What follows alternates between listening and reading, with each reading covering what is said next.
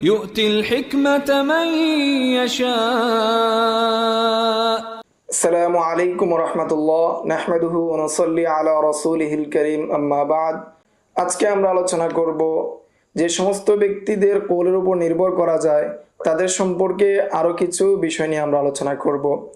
হাফেজ আবু আবদুল্লাহ যাহাবি ওনার ওফাত 748 হিজরিতে। তিনি একটি কিতাব লিখেছেন, একটি রিসালা লিখেছেন, যে রিসালার নাম দিয়েছেন যিকরু মান ইউতামাদু কওলুহু ফিল জারহি ওয়াত তা'দিল। সেটার মধ্যে তিনি উপরে উল্লেখিত যারা রয়েছে, যাদের আলোচনাগুলোকে আমরা করলাম, তাদেরকে তিনি 3 ভাগে ভাগ করেছেন, 3 স্তরে ভাগ করেছেন এবং প্রত্যেক প্রকারকে তিনি কয়েক তবকায় ভাগ করেছেন, কয়েক প্রকারে ভাগ করেছেন।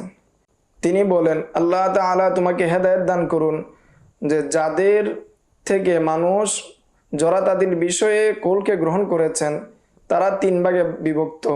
প্রথম প্রকার, যারা অধিকাংশ রাবীদের বিষয়ে কথা বলেছেন, তার মধ্যে হলেন ইবনে মাঈন ও আবু হাতেম আর রাজি।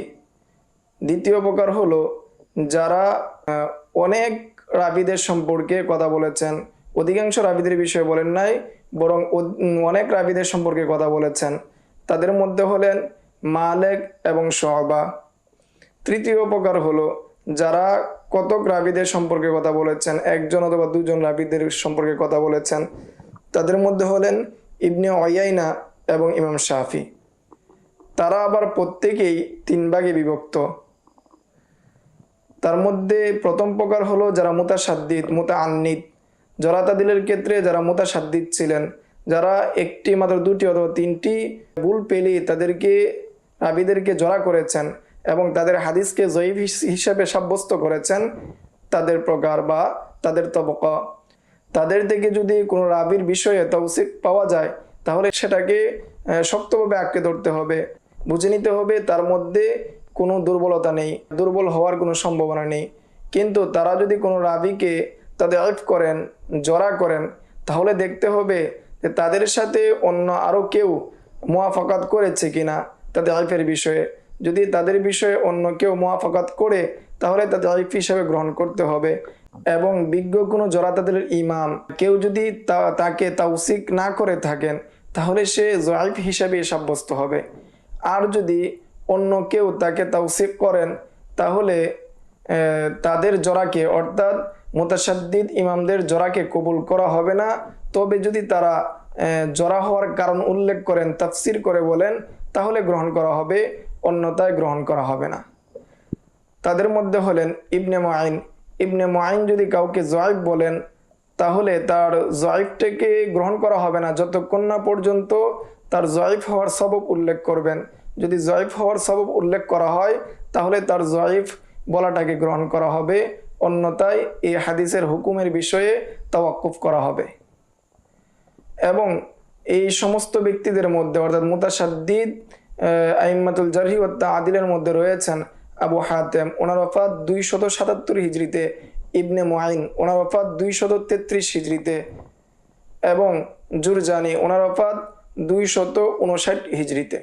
তারা ছিলেন আইম্মাতুল জারহি ওয়াত তা'দিলের মধ্যে মুতাশাদ্দিদ। দ্বিতীয় প্রকার হলো ঠিক তাদের বিপরীত, অর্থাৎ তারা মুতাসাহিল, অর্থাৎ সহজেই কোনো রাবীকে তাওসিক করে ফেলেন। তাদের মধ্যে হলেন আবু ঈসা আত-তিরমিজি, ওনার ওফাত 279 হিজরিতে, আবু আবদুল্লাহ আল হাকিম ওনার ওফাত 204 হিজরিতে, আবু বকর আল বাইহাকি ওনার ওফাত 458 হিজরিতে। তারা হলেন মুতাসাহিল আইম্মাতুল জারহি ওয়াত তা'দিলের মধ্যে, তারা হলেন মুতাসাহিল ইমাম।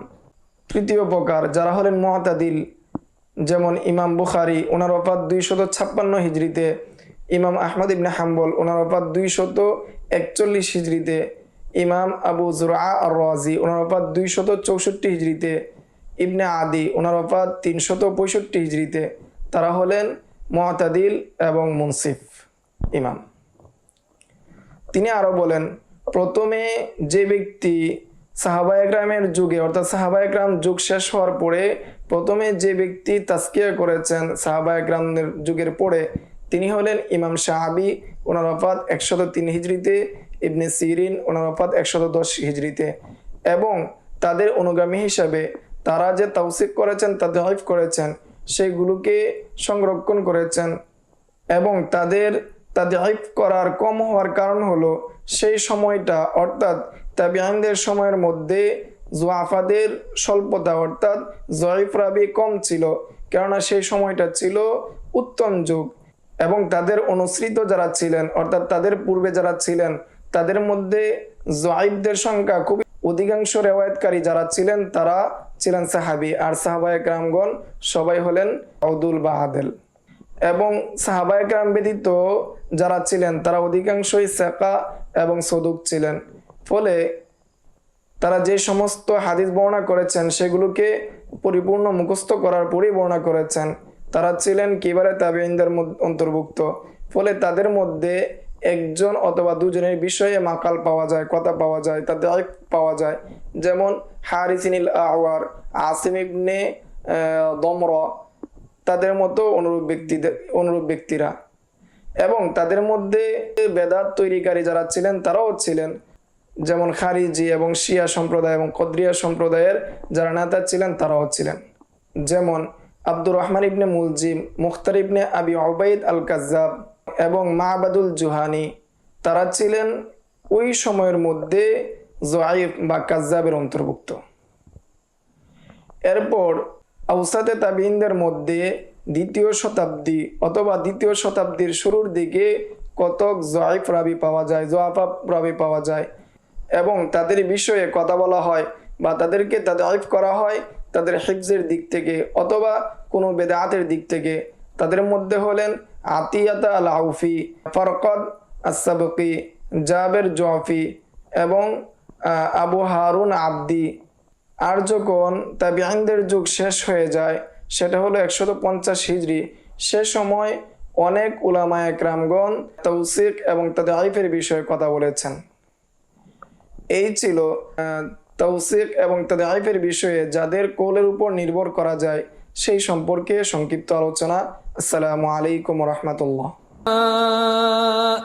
ومن يؤت الحكمة فقد أوتي خيرا كثيرا وما يذكر إلا أولو